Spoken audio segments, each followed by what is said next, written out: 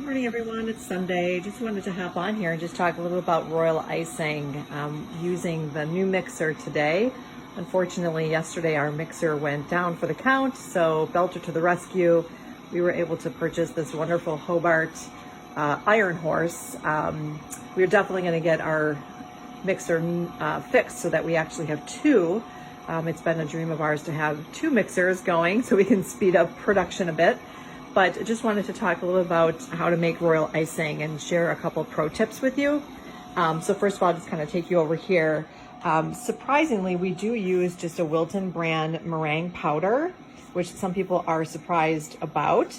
But a couple pro tips here. We do like to add a little bit of vanilla, pure vanilla, to enhance the vanilla flavor with this mixture.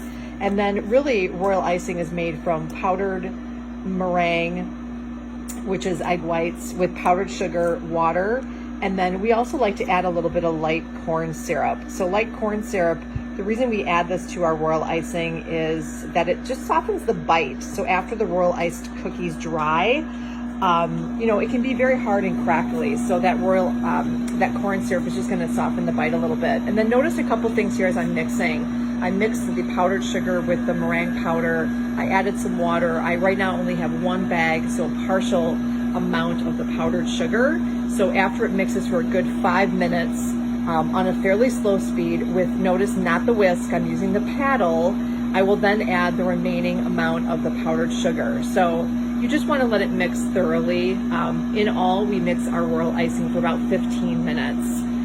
We are making an extra large batch here, so essentially it's 6 cups of water and 3 cups of meringue powder and then 14 pounds of powdered sugar. So quite a bit, but we will actually be making probably 3 or 4 batches today because we've got many cookie decorating kits going out this week. So we are starting to make probably one of 3 or 4 batches. So again, just a little sneak preview into how we make our royal icing.